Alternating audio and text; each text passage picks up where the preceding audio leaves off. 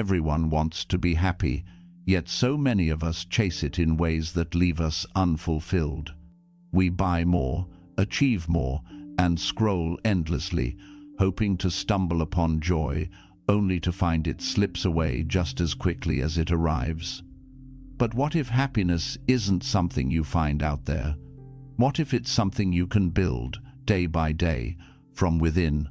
This is not a book about fleeting pleasures, but about the science and practice of lasting happiness, a happiness rooted in meaning, resilience, and growth.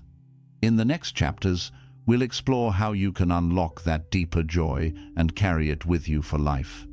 Introduction. Happiness has fascinated philosophers, psychologists, and ordinary people for centuries. What makes a life truly worth living? Is happiness fleeting, or can it be cultivated as a lasting state of being? Positive psychology, the science of human flourishing, offers us powerful insights into these questions. In this audiobook, we will explore practical ways to develop happiness that endures beyond temporary pleasures or external success. Over the course of 10 chapters, you will discover how to shift your mindset, build meaningful habits, and create a life of joy, resilience, and fulfillment. Chapter 1. Understanding happiness beyond pleasure. When most people think of happiness, they imagine moments of delight, enjoying a favorite meal, buying something new, hearing good news, or laughing with friends. These experiences are real, meaningful, and important, but they are often fleeting. Once the taste fades, the gift loses its shine, or the joke is forgotten, we are left with the same question: what now? We tend to chase the next thrill, the next achievement, or the next distraction, hoping it will last longer than the one before. Yet no matter how much pleasure we collect, it seems happiness continues to slip through our fingers. This cycle reveals an important truth. Happiness is not the same as pleasure. Pleasure is an emotion tied to a moment. It rises quickly and fades just as fast. Happiness, however, is a state of being. It is not about avoiding hardship or eliminating discomfort, but about cultivating a way of living that sustains us through all seasons of life. Positive psychology helps us make this distinction clear. While pleasure is a spark, happiness is the steady flame that can warm us even during difficult times. Consider the example of someone who spends years striving to buy a dream car. The day they finally drive it off the lot, their joy is undeniable. But as weeks pass, the car becomes just another vehicle, subject to scratches, traffic jams, and rising fuel costs. What once felt extraordinary becomes ordinary, and the person soon looks for the next source of satisfaction. Psychologists call this hedonic adaptation, our tendency to quickly return to a baseline level of happiness after positive or negative changes. No matter how much we acquire, our minds adjust, leaving us craving more. Lasting happiness, therefore, cannot be built solely on possessions, achievements, or external rewards. Instead, it emerges from the deeper layers of human experience: meaning, purpose, connection, and growth. When we align our lives with these elements, our sense of happiness expands beyond temporary highs and becomes a foundation we can rely on. It's important to understand that lasting happiness does not mean constant euphoria. Life is full of ups and downs, and emotions like sadness, anger, or disappointment are natural and necessary. To live fully is to feel the full range of emotions. Positive psychology does not teach us to ignore or suppress negativity, but rather to balance it with strengths and practices that bring stability and fulfillment.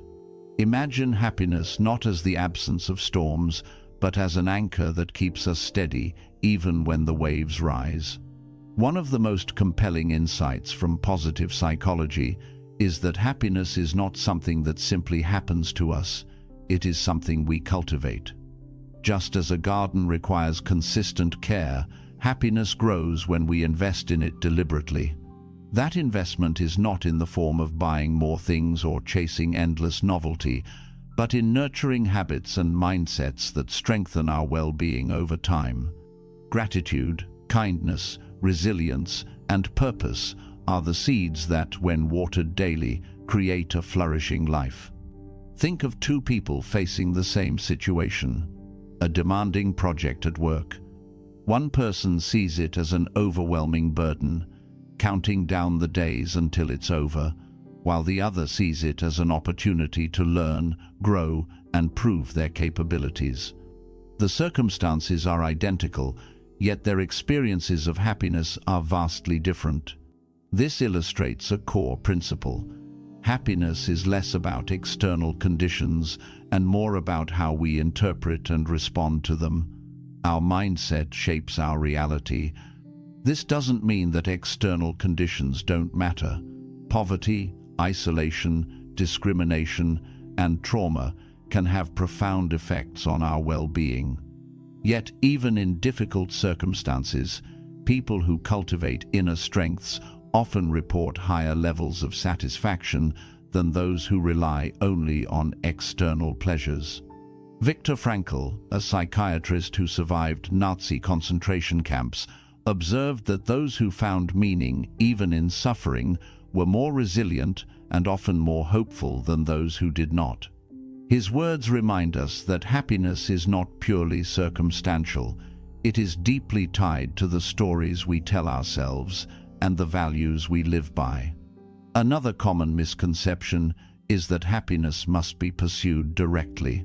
Many people set out with the goal of being happy, only to find that the harder they chase it, the more elusive it becomes. Research suggests that happiness often arises indirectly, as a byproduct of engaging in meaningful activities, serving others, and living authentically. It is similar to sleep. The more you force yourself to sleep, the more restless you become. But when you create the right conditions, a quiet room, a comfortable bed, a calm mind, sleep arrives naturally. In the same way, happiness comes when we create the conditions for it, not when we demand it. So how do we create those conditions? Positive psychology identifies several pathways, often summarized in the PERMA model developed by Martin Seligman. PERMA stands for positive emotions, engagement, relationships, meaning, and accomplishment. Together, these elements form a comprehensive framework for well-being. Pleasure is only one part of the picture. Engagement, connection, meaning, and growth matter just as much, if not more. For example, positive emotions can be cultivated through gratitude practices, savoring joyful moments, and practicing mindfulness. Engagement, or what psychologists call flow, arises when we are fully absorbed in activities that challenge and fulfill us. Relationships bring love, support, and shared joy, while meaning comes from aligning our lives with values and contributing to something larger than ourselves. Finally, accomplishment setting and achieving goals builds confidence and self-respect. Each element reinforces the others, creating a cycle of fulfillment that extends beyond momentary pleasure. Consider a teacher who feels deeply connected to their students. Each day is not always easy. There are frustrations, challenges, and long hours, but the sense of purpose they derive from shaping young lives sustains their happiness. Their joy does not come from constant fun, but from the knowledge that their work matters. Compare this to someone in a high-paying job they dislike, who finds pleasure in expensive dinners and weekend getaways, but feels drained and purposeless during the week. Over time, the teacher may experience more consistent happiness than the person chasing external rewards, despite having fewer luxuries. It is also worth noting that happiness is not selfish. Some believe that focusing on their own happiness means neglecting responsibility or ignoring the needs of others. In reality, the opposite is true. Happier people tend to be more generous, compassionate, and socially connected. When we feel good about our lives, we have more energy to care for others, to create, and to contribute. Happiness expands outward, improving not just individual lives but entire communities. At this point, you might be wondering, if lasting happiness requires so much reflection and effort, is it even possible to maintain? The answer is yes, not because life becomes free of struggle, but because we learn to carry happiness alongside struggle. Think of it as building emotional muscles. Just as physical exercise strengthens the body, mental and emotional practices strengthen our capacity for joy. Over time, the effort feels less like work and more like a natural rhythm. The first step toward this kind of happiness is awareness. We must pause to ask ourselves, what do I truly value? What brings me meaning? Where in my life am I chasing quick pleasures instead of cultivating deeper joy? These questions are not always easy to answer, but they create the foundation for transformation. By examining our assumptions about happiness, we free ourselves from endless chasing and begin to build a life that feels whole. Understanding happiness beyond pleasure is a shift in perspective, but it is also an invitation. It invites us to step off the treadmill of constant pursuit and instead focus on cultivating inner resources. It reminds us that while pleasure is sweet, true happiness is sustaining. And most importantly, it reassures us that happiness is within reach, not by collecting more, but by living more fully, authentically, and intentionally. Chapter 2: The Role of Gratitude in Lasting Happiness. Gratitude is one of the simplest yet most transformative practices available to us, and its power in shaping happiness cannot be overstated. At its core, gratitude is the recognition and appreciation of the good in our lives, both big and small. It is not limited to grand gestures or extraordinary events. It thrives in the ordinary, in the overlooked, in the quiet details of everyday living. Positive psychology identifies gratitude as one of the most reliable paths to sustained well-being, not because it erases life's challenges, but because it shifts our attention from what is lacking to what is already present. When we express gratitude, something remarkable happens in our minds. The brain, which is often wired to scan for danger, scarcity, or what needs fixing, begins to soften its grip on negativity. Instead of dwelling endlessly on problems, we start to notice blessings. Neuroscientists have discovered that regular gratitude practice changes brain chemistry, increasing dopamine and serotonin, the same neurotransmitters associated with joy and contentment. In other words, gratitude rewires the brain to experience more happiness. Yet, gratitude is not simply a fleeting feeling. It is a deliberate choice, a practice we can cultivate. Consider the difference between someone who wakes up each morning focused on what might go wrong and someone who pauses to notice the warmth of the sun through their window or the comfort of a soft bed. The circumstances may be nearly identical, but the experience of life is entirely different. Gratitude does not deny pain or difficulty. Rather, it reframes reality so that goodness is not hidden by hardship. Many of us underestimate the impact of small expressions of gratitude. Saying thank you to a friend, a colleague, or even to oneself may feel trivial, but repeated over time, these moments accumulate into a powerful foundation for well-being. Gratitude also has a ripple effect. When we express it outwardly, it strengthens relationships, deepens trust, and fosters connection. When others feel appreciated, they too are more likely to show kindness, creating a cycle of positivity that extends far beyond the initial act. Let us consider a simple example. Imagine two co-workers leaving the office after a long, exhausting day. One sighs heavily, complaining about the workload and traffic ahead, while the other remarks with a smile, "At least we finished that project together. I couldn't have done it without your help."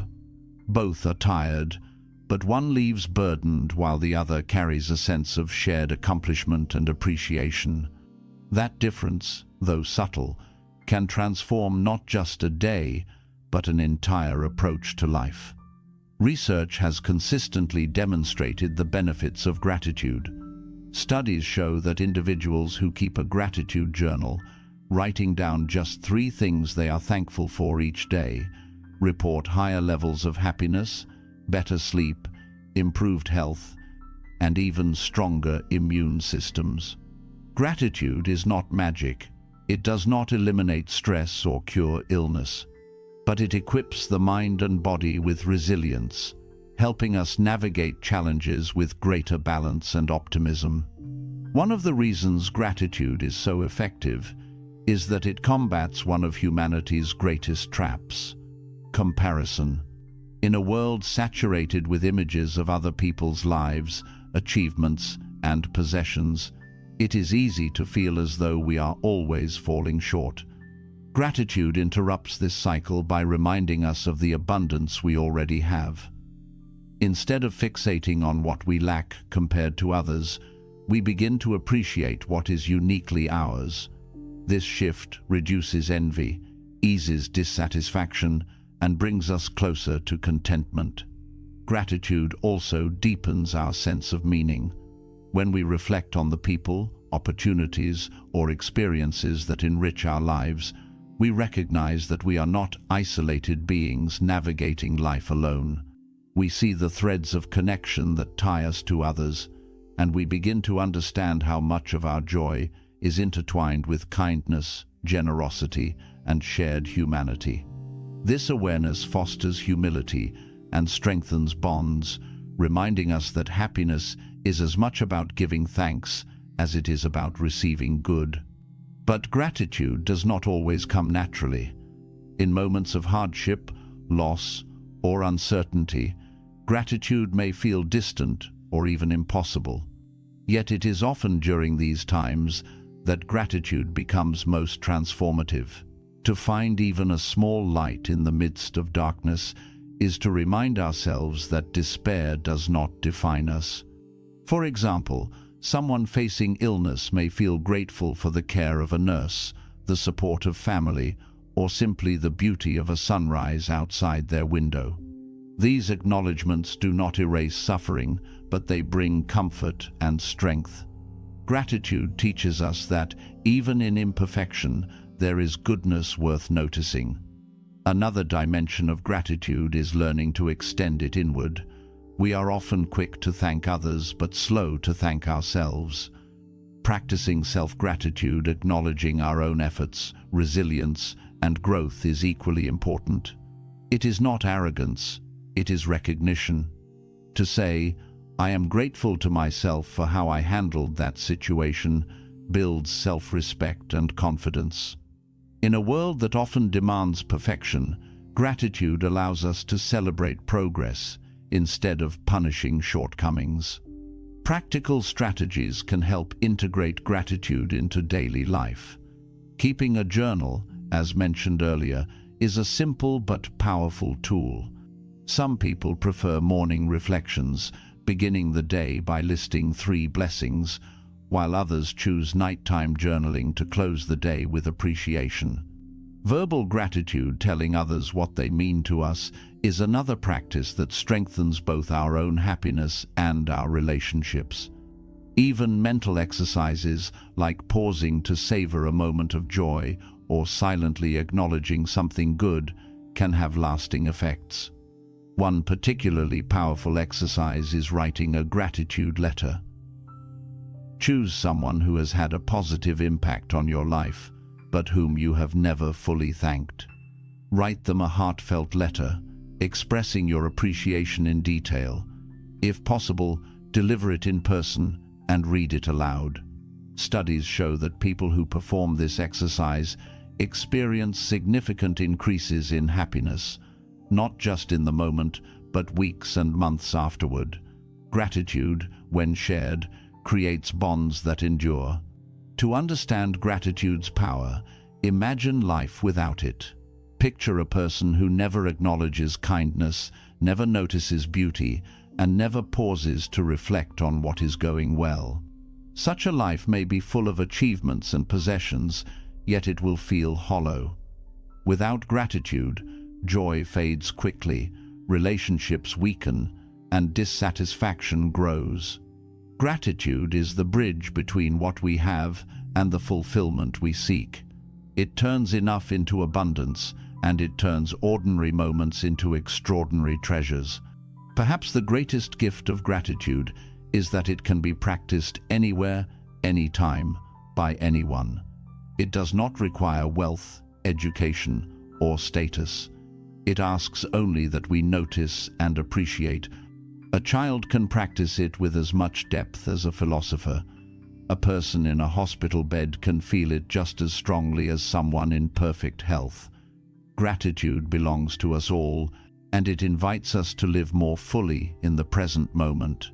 When we weave gratitude into our lives, happiness becomes less about the future and more about now. Instead of waiting for circumstances to improve, we find reasons to be content today.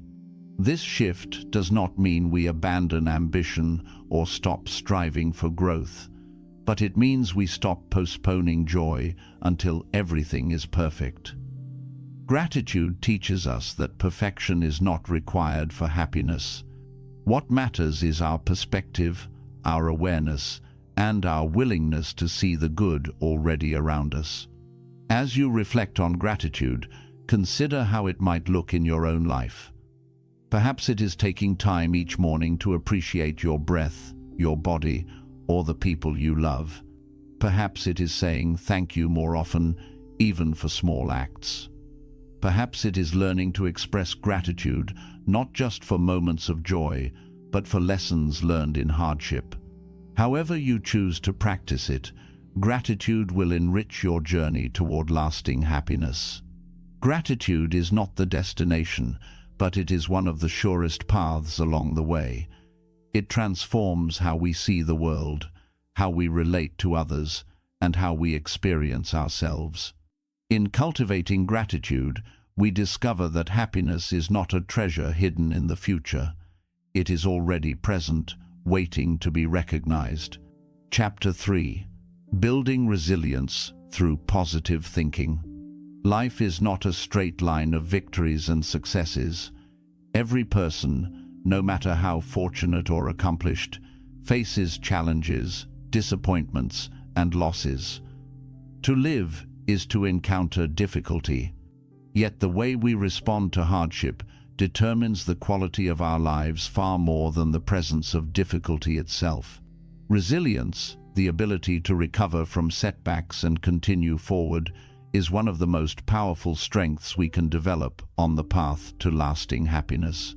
And resilience is not a fixed trait that some people are born with while others are not. It is a skill, a mindset, and a set of practices that can be cultivated deliberately. When we think about resilience, many people imagine it as unshakable toughness, the ability to suppress emotion and push through pain. But true resilience is not about denying hardship or pretending everything is fine. It is about acknowledging pain honestly while refusing to let it consume or define us. Resilient people experience sadness, frustration, and fear like anyone else. The difference is that they find ways to move through those emotions, to learn from difficulty, and to regain balance rather than staying stuck in despair. One of the most important tools for building resilience is positive thinking, though it is essential to clarify what that really means. Positive thinking is not about false optimism, forced smiles, or denying reality. It is not pretending that everything is wonderful when it is not. Instead, it is about consciously choosing perspectives that empower us rather than weaken us. It is about reframing problems in a way that highlights opportunity, possibility, and growth instead of only loss. Positive thinking does not remove hardship, but it changes the meaning we attach to hardship, and meaning is what shapes our experience. Imagine two people who lose their jobs unexpectedly. One interprets it as a devastating blow, thinking, "I am worthless, and I will never recover from this." The other acknowledges the difficulty but reframes it. "This is a painful setback, but it may be an opportunity to find work that aligns better with my skills and values." Both face the same external challenge, but their internal dialogue determines whether they remain stuck in despair or move toward new possibilities. This is the essence of resilience through positive thinking. Psychologists often refer to this ability as cognitive reframing or reappraisal. It is the process of shifting the way we interpret events. We may not be able to control what happens, but we can control the story we tell ourselves about what happens. This shift does not make hardship easy, but it makes it bearable and, in some cases, transformative. Resilience also requires us to balance short-term emotions with long-term perspective. In the middle of crisis, it is natural to feel overwhelmed, but positive thinking allows us to step back and ask, will this matter in a year? What can I learn from this? How might this experience help me grow? By widening our perspective, we reduce the power of the immediate struggle and recognize it as one chapter in a much larger story.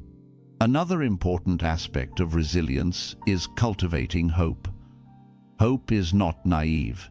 It is the belief that tomorrow can be different from today, that effort and time can bring change. When people lose hope, they often give up before possibilities can unfold. But resilient people maintain hope even when the path forward is unclear. They may not know exactly how things will improve, but they trust that improvement is possible.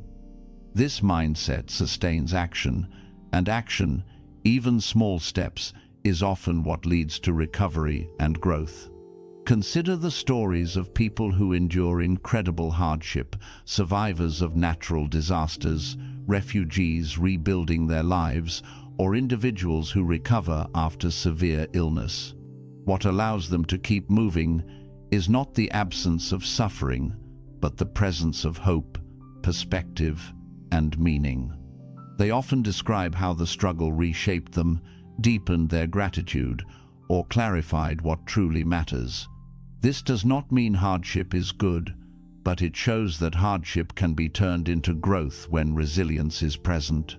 Resilience also thrives in connection. Many of us think resilience means handling everything on our own, but research shows that support from friends, family, or community is one of the strongest predictors of resilience. Positive thinking extends not just to how we view ourselves, but how we allow others to support us. Admitting vulnerability, asking for help, and sharing struggles are not signs of weakness. They are acts of courage that strengthen resilience. When we lean on others, we borrow their strength until our own is renewed. Building resilience through positive thinking also involves daily practices that prepare us for challenges before they arise. Just as physical exercise strengthens the body to handle strain, mental practices strengthen the mind to handle stress. Techniques such as mindfulness, gratitude journaling, and affirmations train the brain to notice positives, regulate emotions, and remain calm under pressure. Over time, these habits create a buffer against life's difficulties, making setbacks less overwhelming. It is important to acknowledge that resilience is not about never breaking down. There will be times when the weight of loss or disappointment feels unbearable. Resilience does not mean smiling through everything. It means allowing ourselves to grieve, to rest, to seek support, and then, when we are ready, to rise again. Resilient people do not escape struggle. They recover from it. They bend, but they do not break. One powerful metaphor for resilience is the Japanese art of kintsugi, in which broken pottery is repaired with gold. Instead of hiding the cracks, the repair highlights them, creating an object that is more beautiful for having been broken. In the same way, resilience allows us to embrace our scars and losses as part of our story, not as marks of shame, but as evidence of survival and strength. Positive thinking allows us to see not only the break, but the possibility of beauty in repair. Another helpful practice is to ask solution-oriented questions instead of problem-focused ones. Instead of dwelling on, "Why did this happen to me?" we can ask, "What can I do now? What is the next step I can take?" These kinds of questions shift the focus from helplessness to agency, from victimhood to empowerment. Even small steps create momentum, and momentum builds resilience. It is also valuable to recognize and celebrate past resilience. Each of us has endured struggles, disappointments, and hardships. Remembering those times and acknowledging the strength it took to get through them reinforces the belief that we can handle future challenges as well. When we remind ourselves, "I have survived before, and I can survive again," we strengthen our resilience in the present. Resilience through positive thinking is not about ignoring darkness, but about remembering that light still exists. It is about choosing hope, reframing struggle, and leaning on connection. It is about building daily habits that fortify us against life's inevitable storms. Above all, it is about understanding that while we cannot control everything that happens to us, we can always influence how we respond. In cultivating resilience, we discover that happiness is not fragile. It is not something that disappears the moment hardship arrives. Rather, it becomes a steady companion, shaped not by the absence of difficulty, but by the presence of strength, perspective, and meaning. Through resilience, happiness is no longer a fair-weather friend. It becomes a lasting foundation on which we can stand, no matter how strong the winds may blow. Chapter 4. The Power of Relationships and Connection. When people are asked, at the end of their lives, what mattered most to them, the answers are rarely about wealth, status, or possessions. More often, they speak of love, family, friendship, and moments of connection. Positive psychology research confirms what human beings have always known deep down. Relationships are central to happiness. We are social creatures, wired for connection, and our well-being is deeply tied to the quality of our interactions with others. While achievements and possessions may bring temporary satisfaction, it is the bonds we form and the love we give and receive that create lasting joy. Connection is not merely about being surrounded by people. It is about meaningful bonds where we feel seen, understood, and valued. A person can have hundreds of acquaintances or thousands of followers online and still feel profoundly lonely.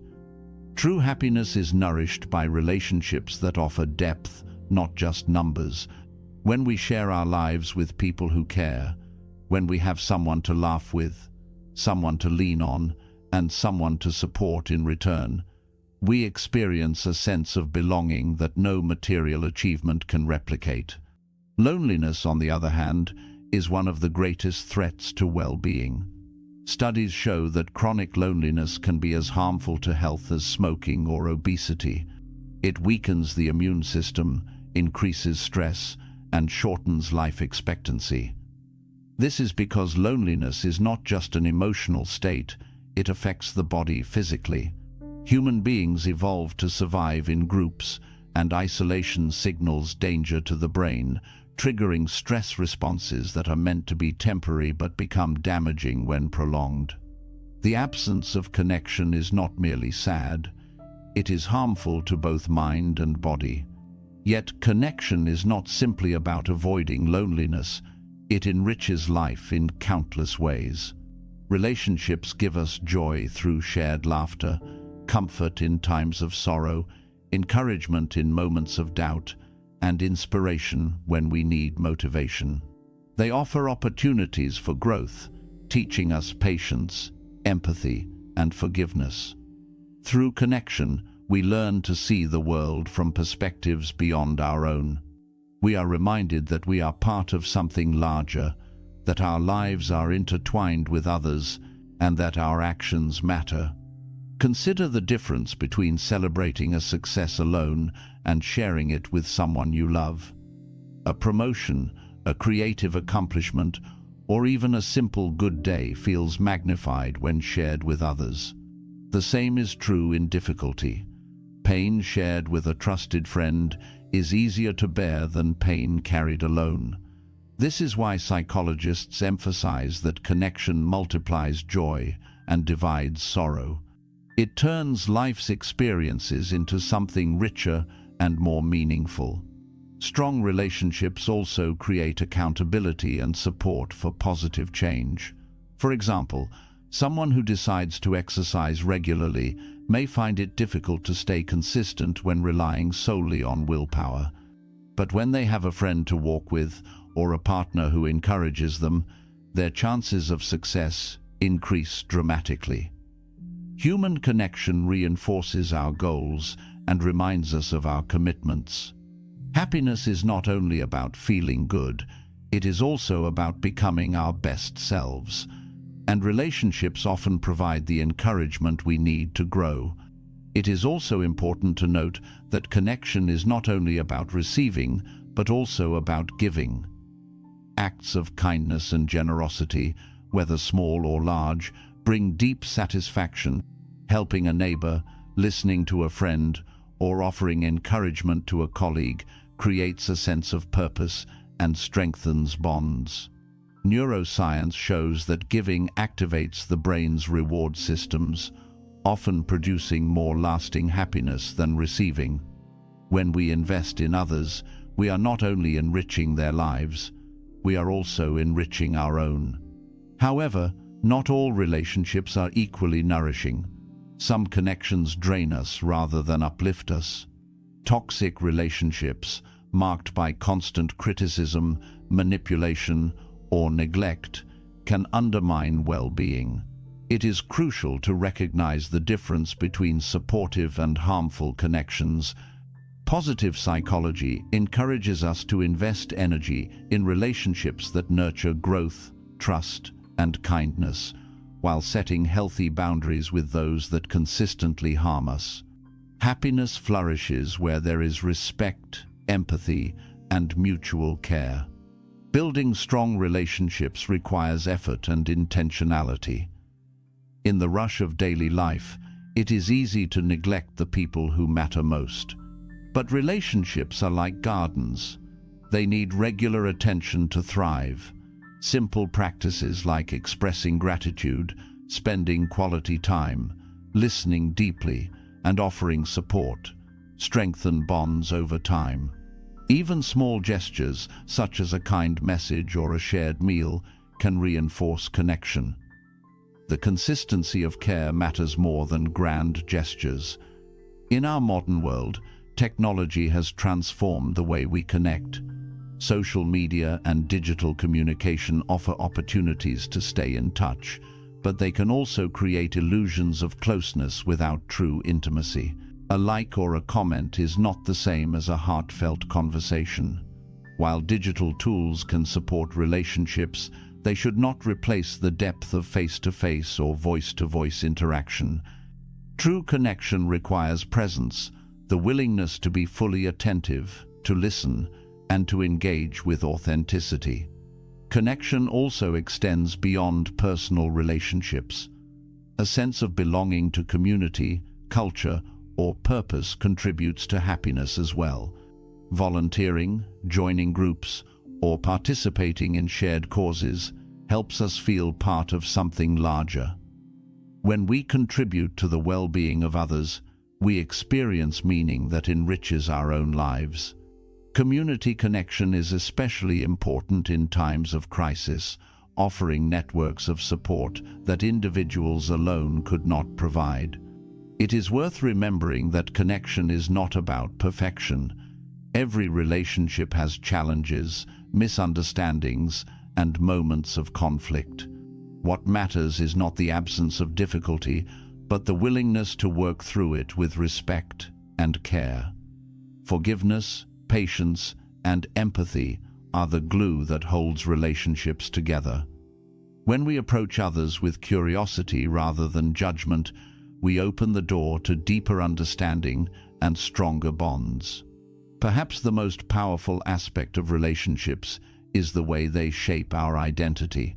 We come to know ourselves not only through introspection, but also through interaction. Others reflect back to us who we are, highlighting strengths we may overlook and challenging us to grow beyond limitations. Through relationships, we discover aspects of ourselves that would remain hidden in isolation. Happiness grows as we embrace this mutual shaping, recognizing that who we are is intertwined with those we love. At the heart of all this is a simple truth. Happiness is amplified when it is shared. Laughter is sweeter with a friend. Comfort is deeper with a loved one's embrace. Success is brighter when celebrated together. Sorrow is lighter when someone else helps carry the weight. We may seek happiness in many places, but again and again, research and experience bring us back to connection. Relationships are not just one aspect of happiness, they are central to it. So, what can we do to strengthen connection in our own lives? We can start by being intentional, by choosing to prioritize time with loved ones, by listening with full attention instead of distraction, by expressing gratitude and affection openly. We can practice kindness, even in small ways, and notice the ripple it creates. We can be present, offering our full selves in moments that matter. These actions, simple yet powerful, build bonds that sustain us. The power of relationships and connection is not abstract. It is lived every day in the people we love and the people we encounter. Happiness does not flourish in isolation. It grows in the spaces between us, in the bonds we nurture, in the love we give and receive. By investing in connection, we invest in the most reliable and enduring source of joy. Chapter 5. Flow and the Joy of Full Engagement. There are moments in life when time seems to disappear. You may be writing, painting, playing music, solving a problem, or even gardening, and suddenly hours pass without you noticing. You are not bored, nor are you stressed. Instead, you are fully immersed, challenged, just enough to stay engaged, but not so much that you feel overwhelmed. This state of deep focus and complete absorption is called flow, and it is one of the most powerful contributors to lasting happiness. Flow was first studied in depth by psychologist Mihaly Csikszentmihalyi, who discovered that people often describe their most fulfilling experiences as times when they were completely engaged in what they were doing. In flow, the sense of self fades, worries temporarily vanish, and the activity itself becomes rewarding. It is not about the outcome or the reward at the end. The joy comes from the act of doing. Flow, in essence, is happiness in motion. Flow can occur in almost any activity as long as certain conditions are met. There must be a balance between skill and challenge. If an activity is too easy, we become bored. If it is too difficult, we become anxious. But when the challenge matches our skill level and stretches us just enough to stay engaged, we enter the sweet spot of flow. For a musician, It may be performing a piece that requires concentration and practice but is still within reach. For a coder, it may be solving a complex programming problem that sparks creativity. For a teacher, it may be guiding a lesson where students are attentive and curious. One of the defining features of flow is that it is autotelic, meaning the activity is done for its own sake, not for external rewards. Think of a child building with blocks, not because there is a prize waiting at the end, but simply because the act of creating is enjoyable. Flow brings us back to this natural state of engagement. As adults, we often chase outcomes, promotions, paychecks, recognition, and forget the joy of the process itself. Flow reminds us that happiness is not only about reaching the destination, but also about being fully alive during the journey. Flow is also connected to the experience of time distortion. In flow, hours can feel like minutes. This is because our attention is so absorbed that we stop monitoring the clock. The usual chatter of the mind quiets, replaced by total immersion. For many, this state is deeply refreshing, like a kind of mental rest even though they are working hard. It is paradoxical. Flow requires effort, but it feels effortless. That is the beauty of full engagement. Importantly, flow contributes to happiness not just in the moment, but in the long term. Activities that induce flow often build skills, deepen passions, and create a sense of accomplishment. A person who spends time in flow regularly develops mastery, whether in art, sports, academics, or personal projects. This mastery reinforces self-confidence and creates lasting satisfaction far beyond the temporary high of passive entertainment. Consider the difference between watching television and playing an instrument. Watching television may be enjoyable, but it is usually passive. Hours may pass, but at the end, we often feel little sense of accomplishment. Playing an instrument, on the other hand, requires focus, skill, and challenge. Time passes quickly, and when we finish, we feel enriched, energized, and often proud of the progress made.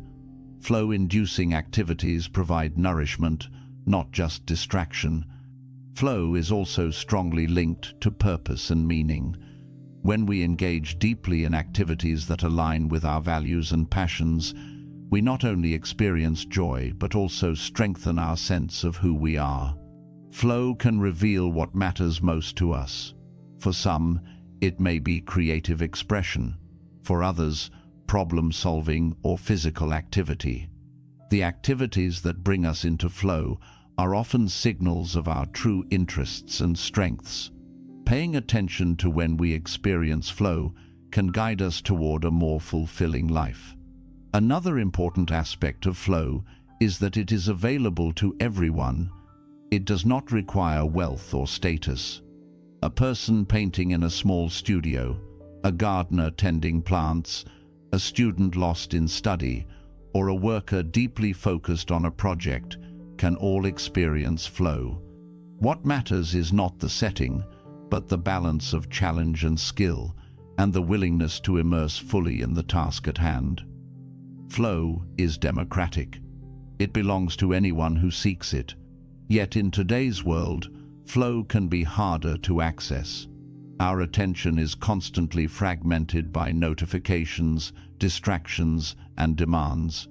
The modern environment often pulls us away from deep focus, making flow a rare experience. This is why intentional practice is important. Creating time and space for uninterrupted focus, turning off distractions, and choosing activities that challenge us are crucial steps toward cultivating flow. Flow does not thrive in multitasking, it thrives in immersion. Flow also requires a level of commitment. Many flow activities demand practice and effort before they become enjoyable. Learning to play an instrument, for example, may be frustrating at first, but as skills develop, the potential for flow increases. Similarly, mastering a sport, learning a language, or writing requires patience and persistence before flow states become regular. This initial investment pays off in long-term happiness as flow becomes easier to enter with skill development. One of the challenges in modern life is that we often prioritize passive pleasures over active engagement. It is easier to scroll endlessly through social media than to sit down and paint, write, or practice. Passive activities may be relaxing, but they rarely bring the depth of joy that flow provides. Choosing engagement over distraction requires discipline, but it rewards us with richer experiences and greater fulfillment. Flow is not only for work or hobbies, it can also be found in relationships. Deep conversations, shared activities, or playful moments with loved ones can all create flow states. When two people are fully present with each other, listening deeply, laughing, or collaborating, time disappears and connection deepens. These shared flow experiences strengthen relationships and amplify happiness. Children naturally gravitate toward flow. Watch a child absorbed in play, building, drawing, or exploring, and you will see pure engagement. They are not worried about outcomes. They are immersed in the process. As adults, we can learn from this, rekindling the capacity for wonder and full attention. Flow reminds us that happiness is not about escaping life's challenges, but about engaging deeply with life itself. The joy of flow also lies in its universality.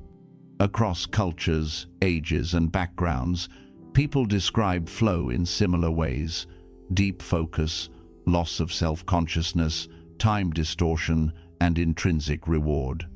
It is a human experience that connects us all, reminding us that beneath our differences, we share common pathways to fulfillment. Flow also teaches us about balance. Too little challenge, and life feels dull. Too much challenge, and life feels overwhelming. But in the space where skill and challenge meet, life feels alive. This balance is dynamic, constantly shifting as we grow. What once challenged us may later become easy, requiring us to seek new goals to re-enter flow. Thus, flow encourages growth, pushing us gently toward greater mastery and development. Ultimately, flow is not just a state of mind, it is a way of living. When we design our lives to include regular flow experiences, we create a rhythm of joy and growth. Instead of drifting aimlessly through distractions, we engage fully with activities that nourish us. Flow reminds us that happiness is not passive, it is active, born from deep involvement in life. On the path to lasting happiness, flow offers a profound lesson. Fulfillment comes not from avoiding effort, but from embracing it. When we give ourselves fully to the task at hand, when we allow time to fade and immersion to take over, we touch one of the deepest forms of human joy. Flow is the art of full engagement, and it is a gift available to each of us, if only we choose to step into it. Chapter 6: The Science of Optimism and Hope. Optimism and hope are two qualities that shape not only how we experience the present, but how we approach the future. They are not simply pleasant emotions or vague wishes for things to turn out well. They are deeply practical mindsets that influence our health, our relationships, our achievements, and, most importantly, our happiness. To live with optimism and hope is to walk through life believing that tomorrow can be better than today and that our actions can help shape that future. This belief is not naive. It is an essential ingredient in resilience, growth, and flourishing. Optimism begins with the way we interpret events. Some people see setbacks as permanent, pervasive, and personal, as if every challenge will last forever, affect every part of their lives and reveal something wrong with them as a person. Others see setbacks as temporary, specific, and external as challenges that can be overcome, that apply to one area of life but not all, and that do not define their worth. This difference in interpretation is at the heart of optimism. Optimists are not people who never experience difficulty. They are people who believe difficulties can change and who refuse to see struggles as the whole story. Psychologist Martin Seligman, often regarded as the founder of positive psychology, studied optimism extensively and found that it has profound effects on well-being. Optimists tend to experience less depression, recover more quickly from illness, and perform better in school and work. They also live longer. The reason is simple. Optimism reduces stress and fuels motivation. When we believe challenges are temporary and surmountable, we are more likely to take action to overcome them. When we believe problems will last forever, we are more likely to give up. Thus, optimism is not just a way of thinking, it is a way of acting. Hope is closely related, but slightly different. Where optimism is a general expectation that things will turn out well, hope is the belief that we can find pathways toward our goals and that we have the agency to pursue them. Hope involves both willpower and way power, the motivation to move forward and the belief that a way forward exists. When we have hope, we look for solutions, even when obstacles arise. When we lack hope, we stop searching. Hope keeps us moving, and movement often creates opportunities we would not have seen otherwise. Consider a student struggling with difficult coursework. An optimistic and hopeful mindset does not deny the difficulty, but it frames it differently. Instead of thinking, "I will never understand this," the student thinks, "This is hard, but if I keep trying, I can improve." Instead of giving up, the hopeful student seeks out tutoring, new study strategies, or more time for practice. Over time, the persistence pays off. The same challenge faced with despair leads to failure, while the same challenge faced with hope leads to growth. Optimism and hope also influence health in powerful ways. Research shows that optimistic individuals recover more quickly from surgery, experience less pain, and even have stronger immune systems. This is not magic. It is the result of behavior and biology working together. Optimists are more likely to follow medical advice, maintain healthy habits, and engage in activities that reduce stress. Their positive outlook reduces harmful stress hormones and increases resilience in the body. Hope, too, sustains health by encouraging people to continue treatments, pursue healthier lifestyles, and believe in the possibility of recovery. It is important, however, to distinguish optimism and hope from blind positivity. There is a danger in denying reality or insisting that everything is fine when it is not. This is sometimes called toxic positivity, the idea that people must always look on the bright side and suppress negative emotions. Genuine optimism and hope do not require denial of hardship. In fact, they depend on acknowledging hardship honestly while choosing to believe in the possibility of change. A hopeful person can say, "This is difficult, and I feel discouraged, but I still believe things can improve." That balance between realism and positivity is what makes optimism and hope sustainable. Building optimism and hope is possible for anyone. They are not fixed traits but mindsets that can be cultivated. One way to build optimism is to practice reframing. When faced with a setback, ask yourself, is this really permanent, or is it temporary? Does it affect every part of my life, or just one area? Does this define me as a person, or is it simply an event? By shifting our answers, we begin to train the brain to see possibilities rather than dead ends. Another practice is to deliberately notice and savor positive experiences. The human mind is wired with what psychologists call the negativity bias, meaning we naturally pay more attention to threats and problems than to good events. While this was useful for survival in ancient times, it can distort our perception today. By consciously reflecting on what is going well, keeping a gratitude journal, or sharing daily highlights with loved ones, we counterbalance this bias and reinforce optimism. Hope can also be strengthened by goal setting.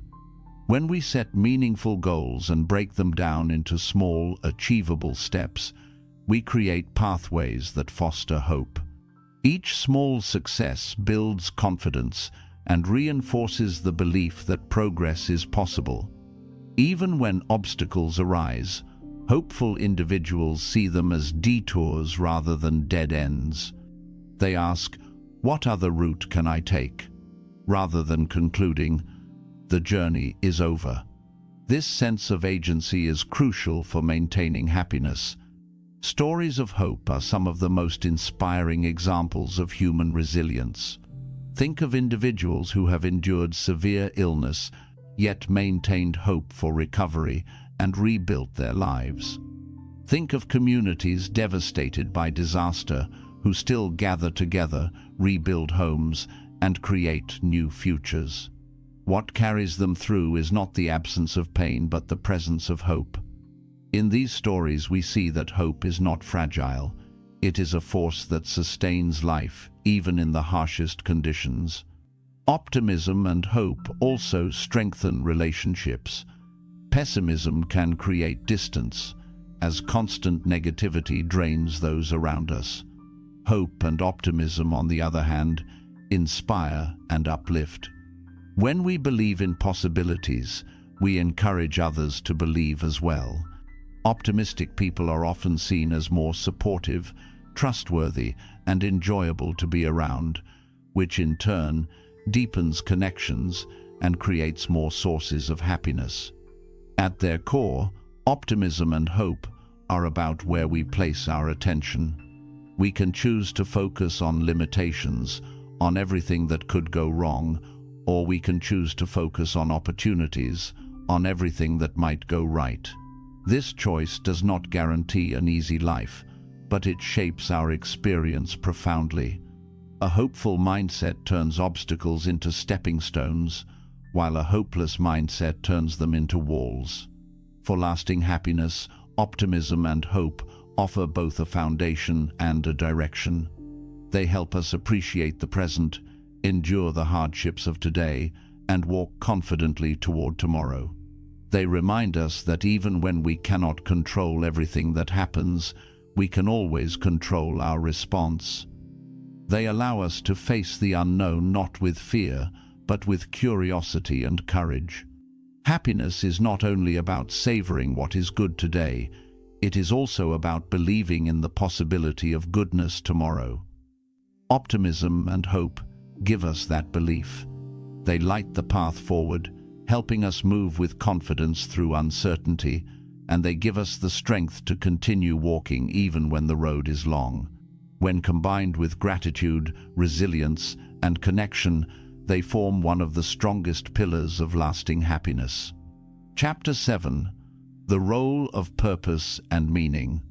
Happiness is often thought of as a feeling, something that comes and goes depending on our circumstances. But lasting happiness, the kind that stays with us even through hardship, is rarely built on feelings alone. Instead, it is grounded in something deeper, purpose and meaning.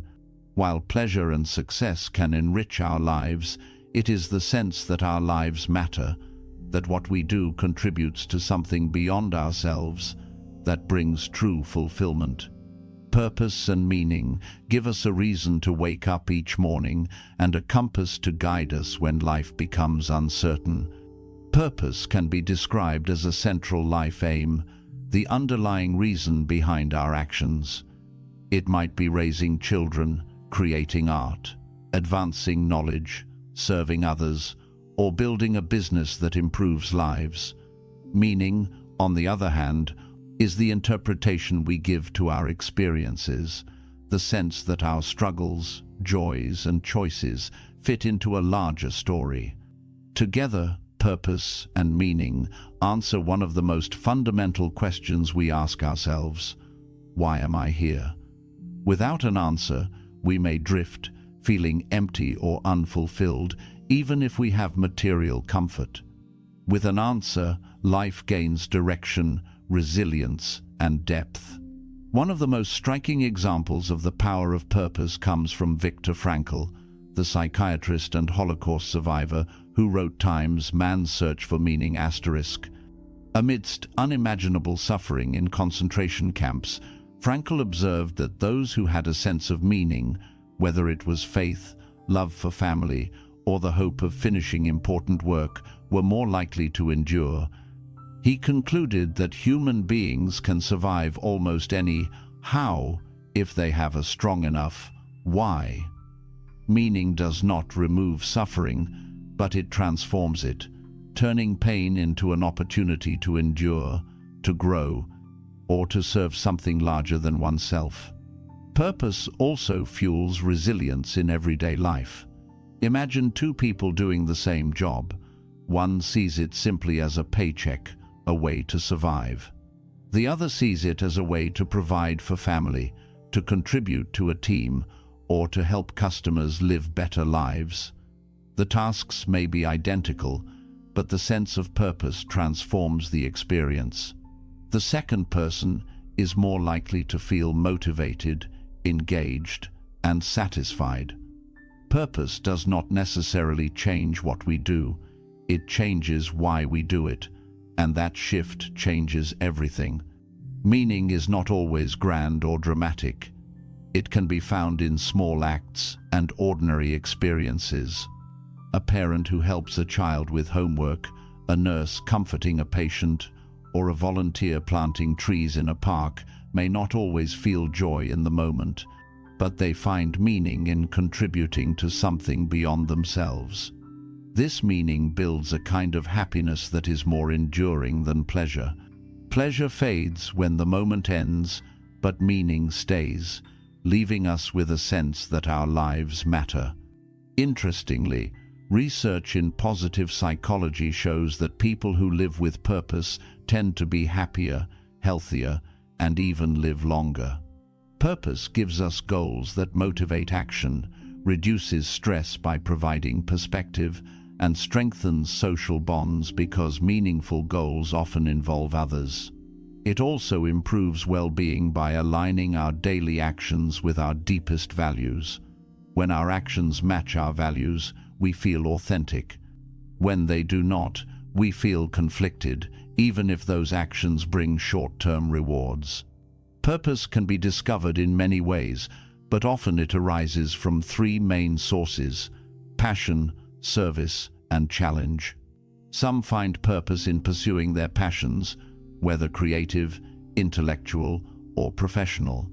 Others find it in serving others through family, community, or global causes. Still others find purpose by facing and overcoming challenges, turning personal struggles into opportunities to help others with similar difficulties. Often, purpose is not a single path but a combination of these.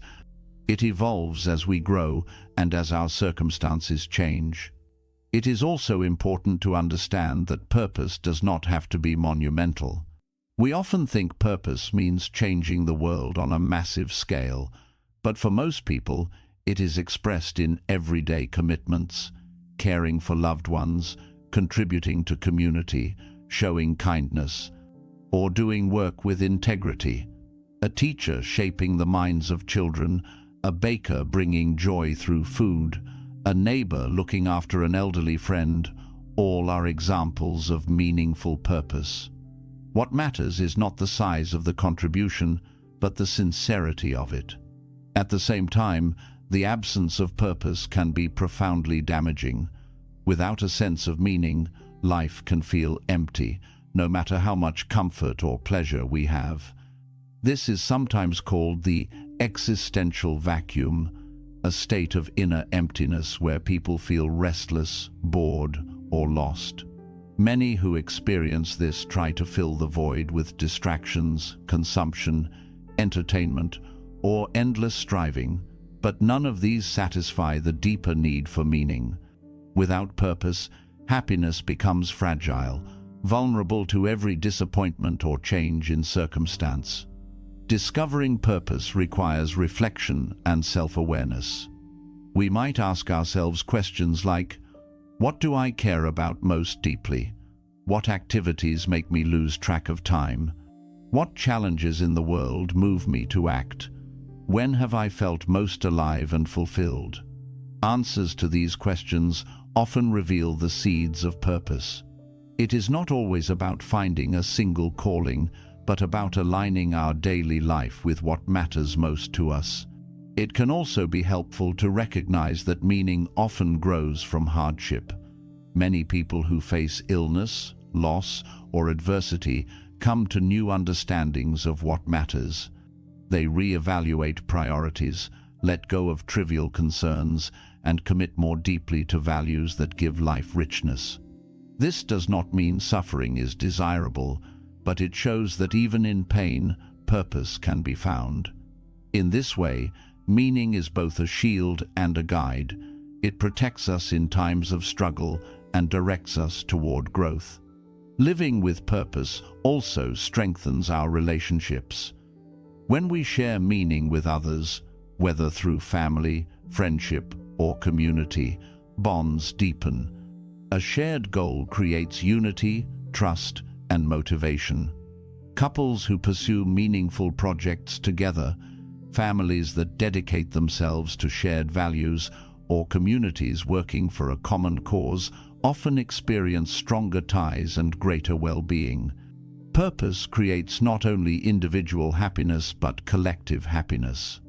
Hope and optimism, discussed earlier, are closely tied to purpose. Purpose gives hope its direction. It answers the question, hope for what? Without purpose, hope is vague and unfocused. With purpose, hope becomes a force that drives consistent action. Optimism fuels the belief that our purpose can be realized, even when obstacles arise. Together, these qualities create a powerful foundation for happiness. Another important aspect of meaning is legacy. Many people find fulfillment in the idea that their lives contribute to something that will outlast them. This could be children, creative works, contributions to knowledge, or acts of kindness that ripple outward. Legacy gives us a sense of continuity, that our lives are part of a larger story. Thinking about legacy can also help clarify values. What do I want to be remembered for? What impact do I want my life to have? These questions guide us toward meaningful choices in the present. Ultimately, purpose and meaning give shape to happiness. They anchor us when life is uncertain and elevate us when life is good. They remind us that we are more than consumers of pleasure or seekers of comfort. We are contributors, creators, and caretakers. Happiness without meaning is shallow, but happiness with meaning is profound, resilient, and enduring. On the path to lasting happiness, purpose and meaning are not optional extras. They are essential. They transform ordinary lives into extraordinary ones, not because of fame or wealth, but because of authenticity, contribution, and love. When we live with purpose, we find not only happiness but also peace, the quiet assurance that our lives matter and that we are living in alignment with what truly counts. Chapter 8: Self-Compassion and the Art of Acceptance. One of the quietest but most transformative practices on the path to happiness is self-compassion. For many of us, it is easier to extend kindness to others than it is to ourselves. We comfort friends when they fail, we reassure loved ones when they make mistakes, and we encourage colleagues when they feel uncertain. Yet when we are the ones who stumble, our inner voice often becomes sharp, critical, and unforgiving. We hold ourselves to impossible standards and then punish ourselves when we fall short. The irony is striking. We know how to be compassionate, but we often forget to direct that compassion inward. Self-compassion, as studied by psychologist Kristin Neff and others, is the practice of treating ourselves with the same understanding, patience, and kindness that we would offer a close friend. It means acknowledging our humanity, recognizing that imperfection is part of the shared human experience, and choosing gentleness instead of cruelty when we fall short. This is not about self-indulgence or lowering standards. Rather, it is about creating a healthy and supportive relationship with ourselves so that we can grow and thrive instead of being held back by shame and self-criticism.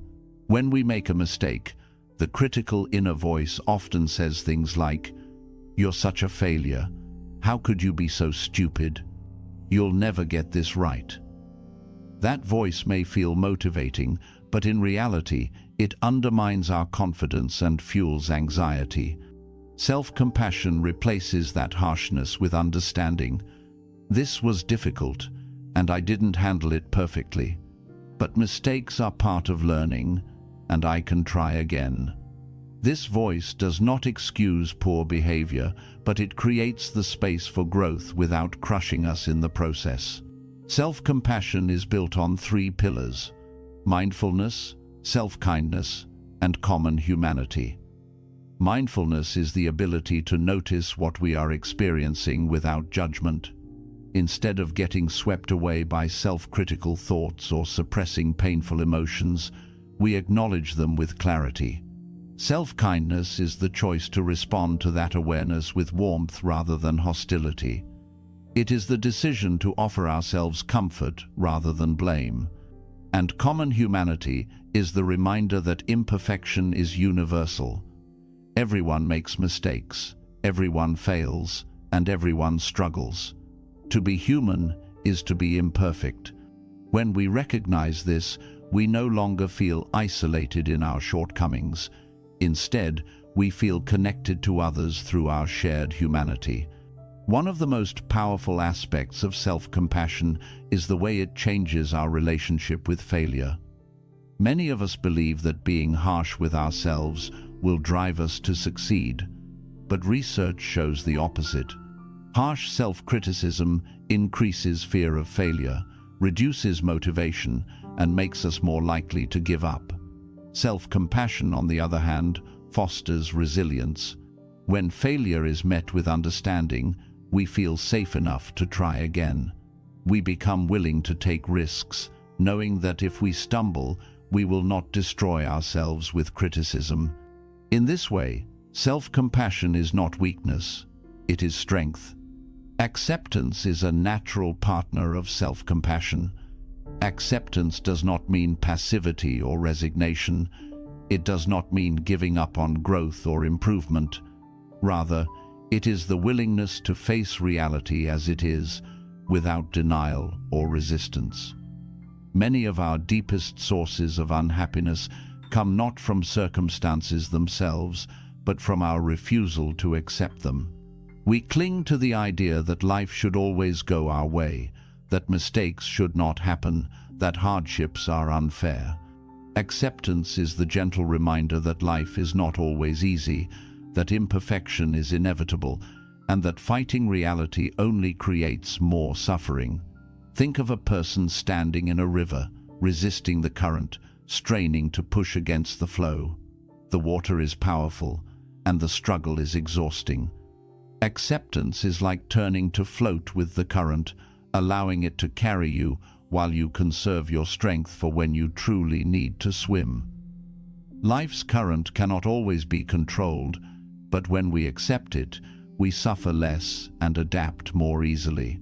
Acceptance frees us from unnecessary struggle, allowing us to use our energy more wisely. Self-compassion and acceptance are especially important when it comes to our own emotions. Many people judge themselves harshly for feeling sadness, anger, or fear. They believe they should always be positive, always strong, always in control. But this is unrealistic and harmful. Emotions are part of being human. To accept our emotions is to allow them to move through us without shame. To meet them with self-compassion is to comfort ourselves rather than criticize. For example, instead of saying, "I shouldn't feel anxious, I'm weak," we might say, "I'm feeling anxious right now. That's uncomfortable, but it's understandable. I can take care of myself through this." This shift transforms how we experience emotional pain. Self-compassion also has profound effects on relationships. When we are kinder to ourselves, we become kinder to others. Harsh self-criticism often spills outward, making us more judgmental or impatient with those around us. Conversely, self-compassion softens us. We become more empathetic and more understanding. By accepting our own imperfections, we become more willing to accept imperfections in others. Relationships grow stronger when both parties are able to be vulnerable, honest, and kind with themselves and with each other. One of the challenges of practicing self-compassion is that it often feels unfamiliar. If we have spent years speaking to ourselves harshly, gentleness may feel uncomfortable or even wrong. We may believe that self-criticism is necessary for growth or that kindness to ourselves is selfish. But these beliefs are illusions. In truth, self-compassion makes us more resilient, more motivated, and more capable of growth. It allows us to take responsibility for mistakes without drowning in shame. It helps us care for others without burning out, because we are also caring for ourselves. Practical exercises can help cultivate self-compassion. One simple practice is to write a letter to yourself as if you were writing to a dear friend who is struggling. Offer understanding, encouragement, and support. Then read it back as if those words were directed to you.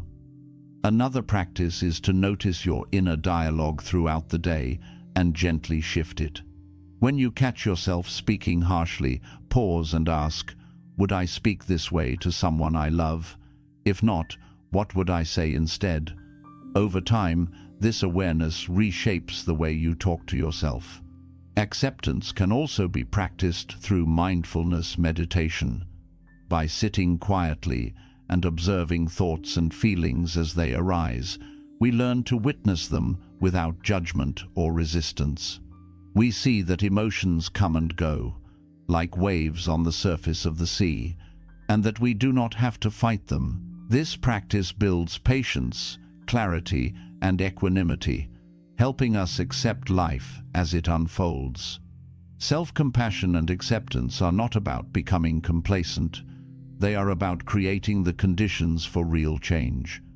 When we accept reality, we see it clearly and can respond wisely. When we meet ourselves with compassion, we find the courage to improve without fear of shame. In this way, self-compassion and acceptance open the door to growth, not by forcing us, but by supporting us. On the path to lasting happiness, self-compassion and acceptance remind us of something essential. We do not have to be perfect to be worthy of love, including our own. Our mistakes, our flaws, and our struggles do not make us unlovable, they make us human. And when we meet our humanity with kindness, life becomes gentler, more resilient, and more joyful. Chapter 9. Habits that sustain happiness. Happiness is often thought of as something we stumble upon, a moment of luck or circumstance that comes and goes without our control. But research in positive psychology consistently shows the opposite.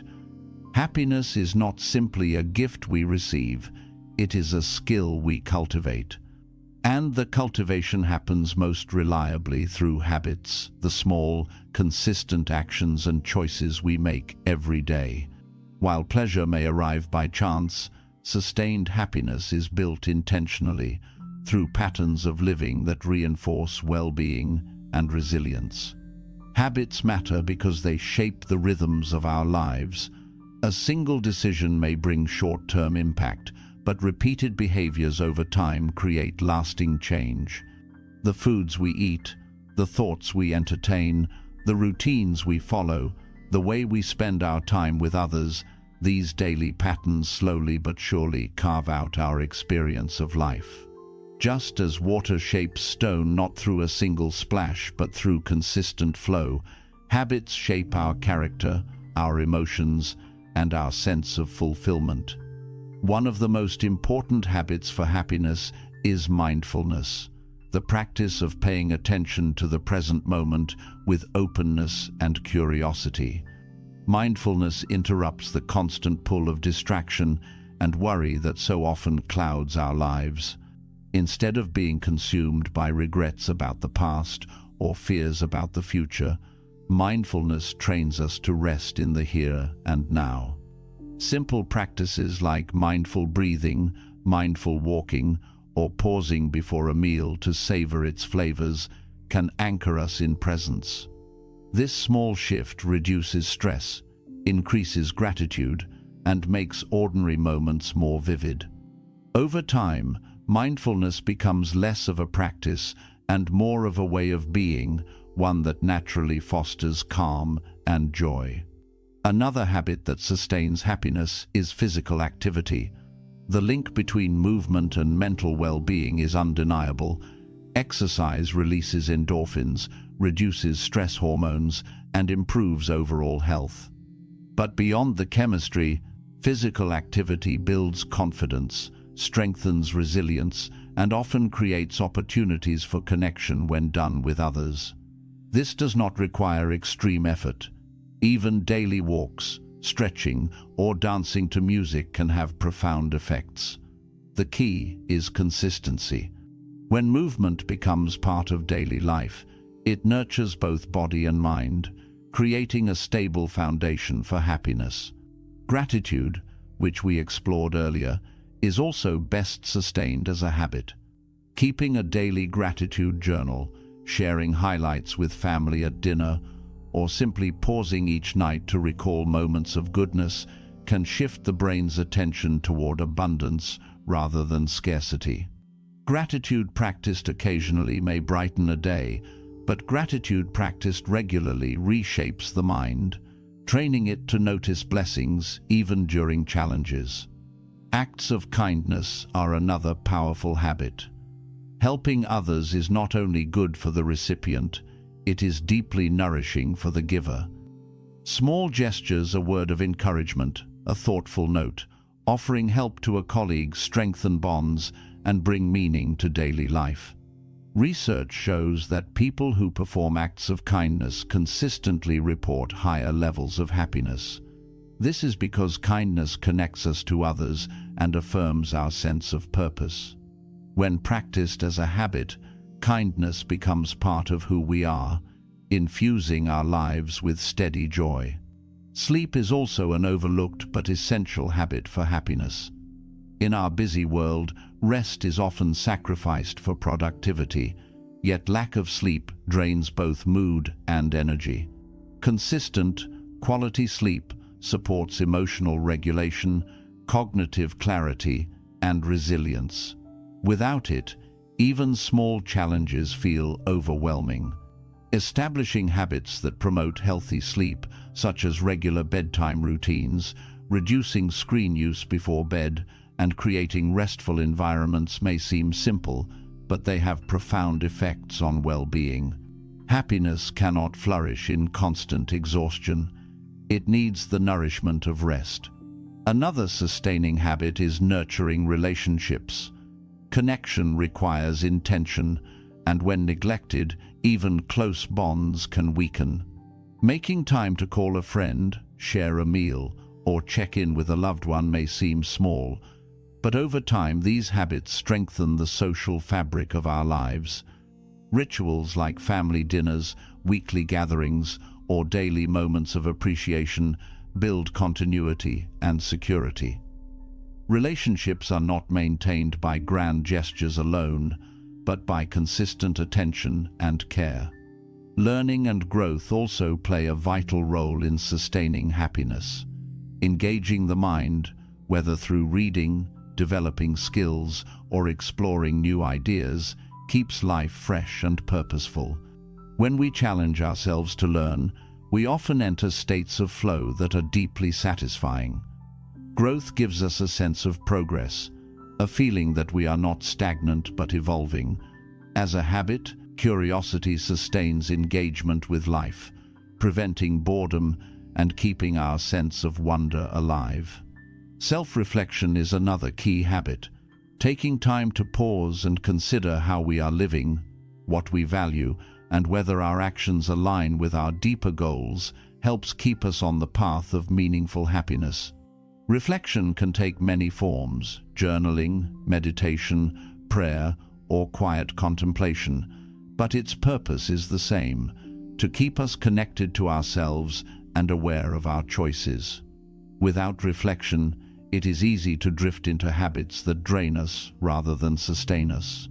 With reflection, we can course-correct and stay aligned with what truly matters. It is important to emphasize that sustaining happiness through habits does not mean striving for perfection.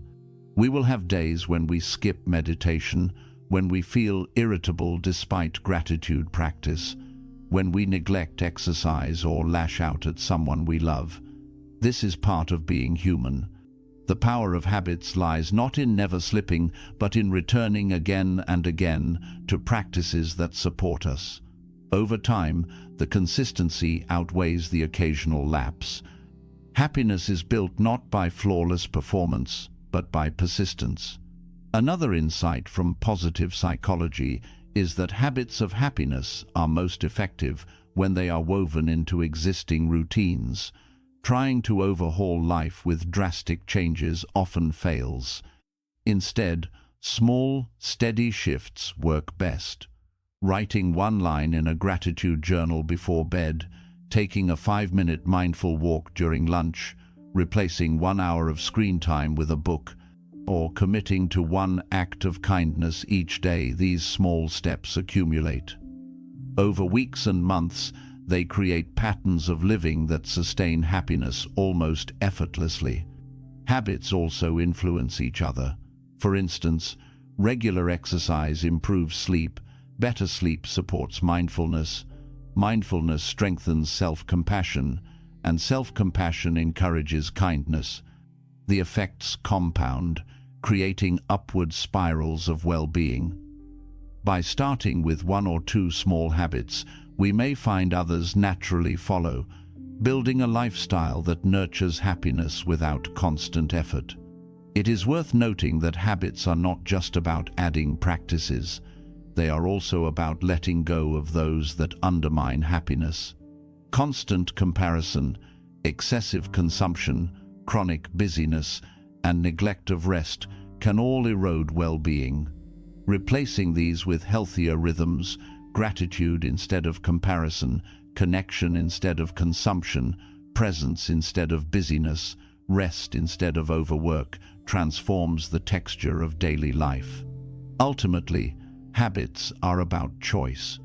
We cannot control every circumstance, but we can choose how we live within them. By cultivating habits that nourish mind, body, and spirit, we create a framework for lasting happiness.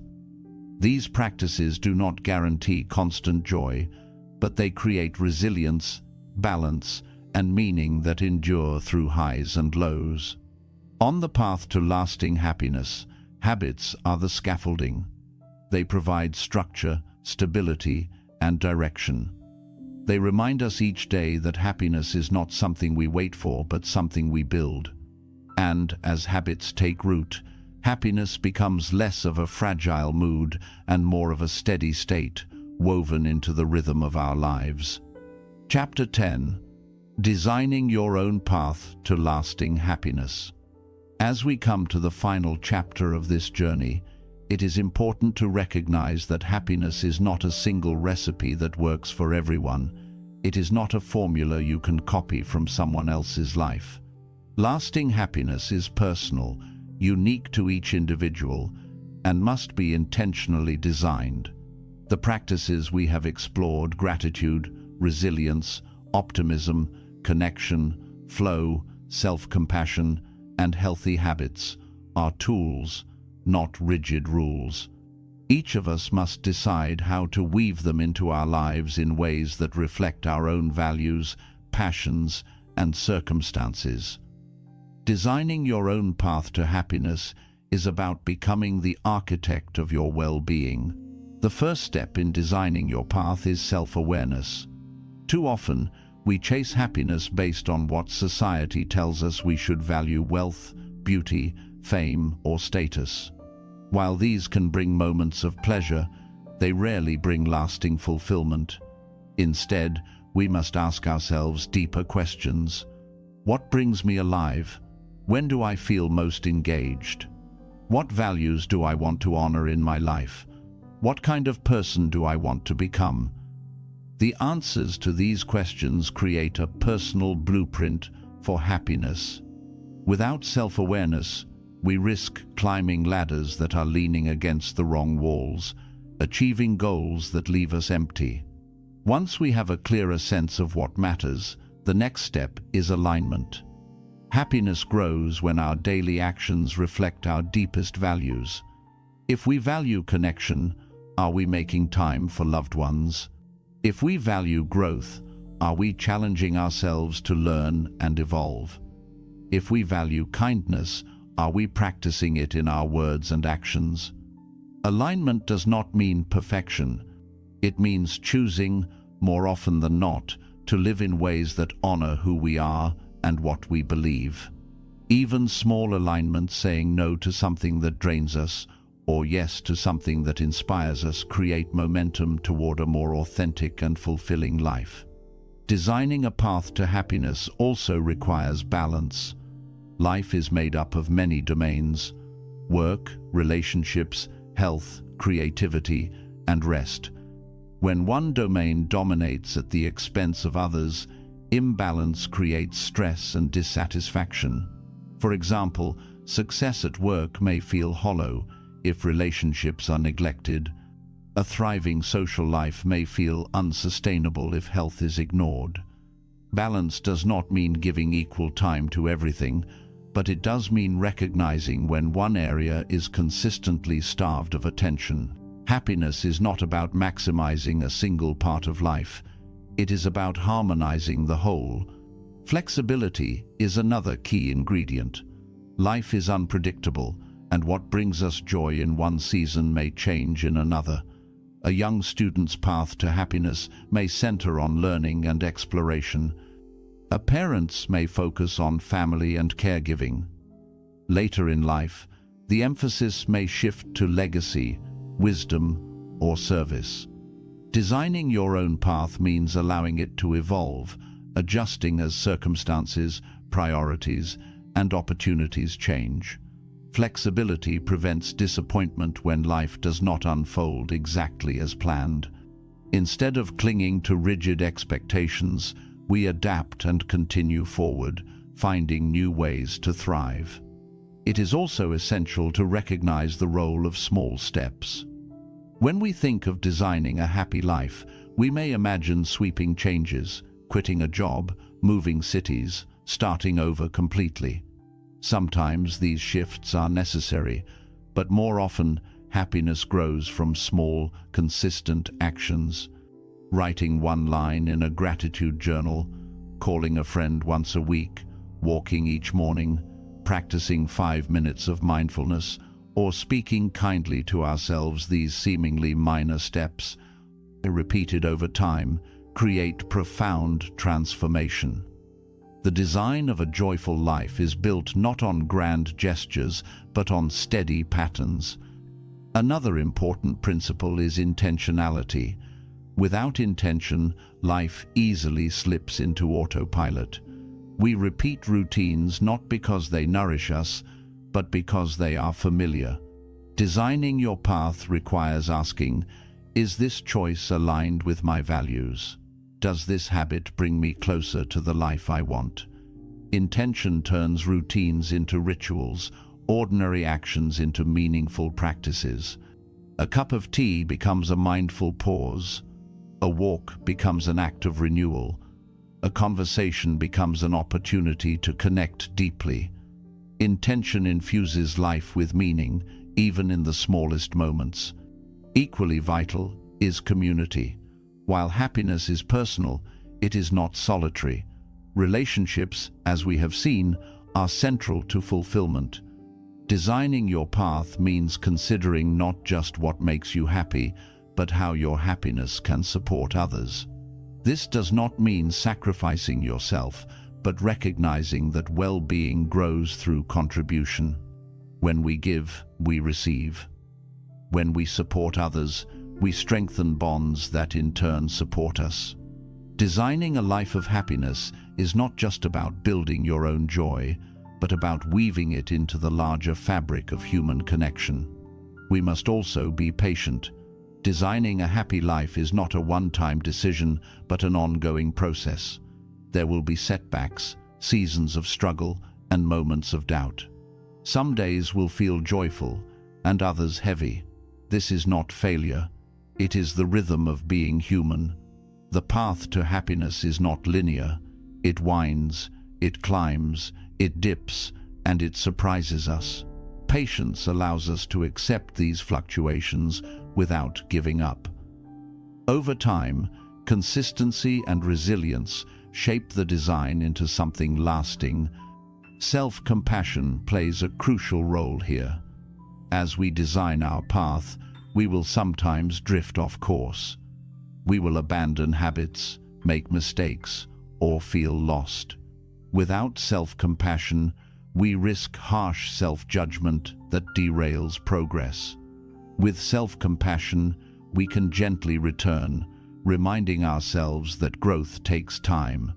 Happiness is not about flawless design. It is about forgiving ourselves when we stumble and continuing forward. One helpful practice in designing your path is visualization. Picture your ideal day, not in terms of luxury or fantasy, but in terms of meaning and fulfillment. What would it include? Who would you spend time with? What activities would you engage in? What values would shape your choices? This vision can act as a compass, guiding daily decisions. Each small action that brings you closer to this vision reinforces the design of a happy life. Another practice is reflection. Set aside time regularly, weekly, monthly, or yearly to ask, how am I living? What habits are serving me? What habits are draining me? What changes would bring me closer to my values and goals? This reflection ensures that your path remains intentional and evolving. It prevents drift and keeps happiness an active pursuit rather than a passive hope. Perhaps the most liberating truth about designing your path to happiness is that it does not need to look like anyone else's. Comparison is one of the greatest thieves of joy.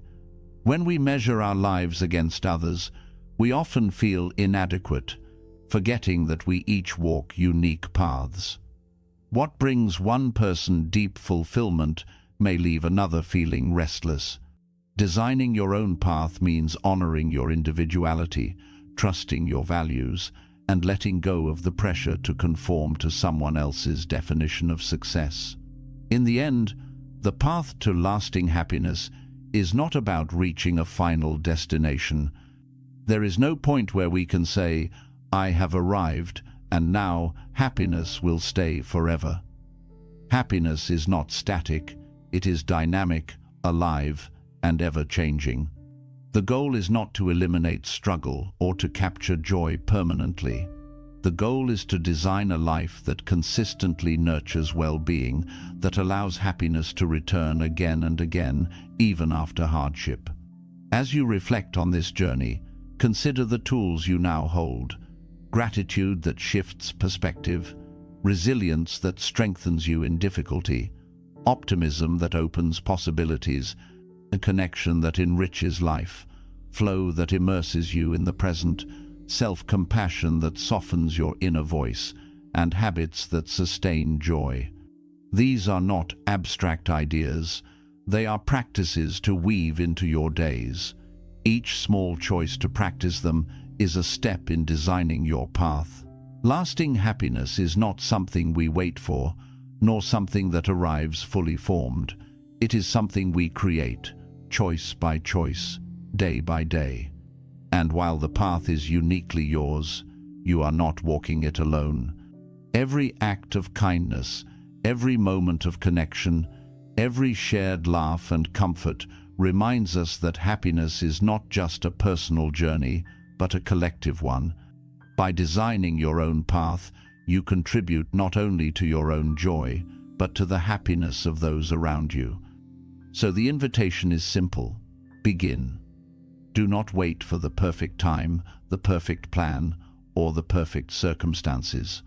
Start today with one small step, one habit, one act of kindness or gratitude.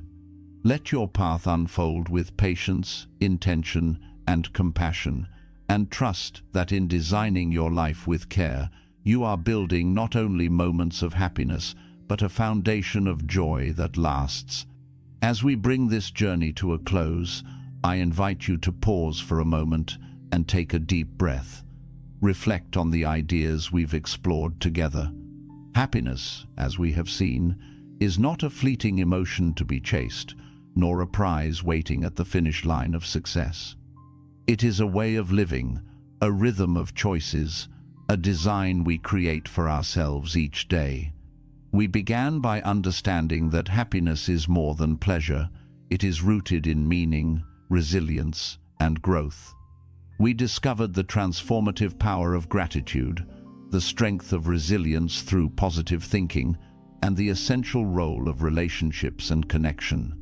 We explored the joy of flow, the energy of optimism and hope, the grounding force of purpose, and the gentle strength of self-compassion and acceptance. We recognized the importance of daily habits, those small, steady steps that sustain joy, and we ended with the reminder that each of us must design our own unique path to lasting happiness. The truth is, happiness is not about removing every difficulty from life. Struggles will come, losses will happen, and moments of doubt will arise. But with the tools you now carry, you can meet these moments with strength, with hope, and with compassion. You can find joy not just in extraordinary moments, but in the simple, everyday experiences: a shared laugh, a walk in the fresh air, a kind word spoken or received. Lasting happiness is not a destination, it is a lifelong journey, and it is built not in leaps, but in steady steps, in gratitude practiced daily, in relationships nurtured with care, in kindness offered freely, in meaning pursued with courage. As you step forward from here, I encourage you to begin small. Choose one practice, one habit, one shift in perspective, and let it take root in your life. Over time, these small steps will weave together into a life of deeper joy and resilience. And as you design your path, remember that happiness is not only about your own well-being, but also about the ripples you create in the lives of others. In sharing your joy, in offering your compassion, you become part of the greater tapestry of human flourishing. So take these insights with you, not as heavy instructions, but as gentle companions. Let them guide you, remind you, and inspire you. And as you continue your journey, may you walk each day with presence, with kindness, with courage, and with hope. This is the path to lasting happiness, and it is already within your reach.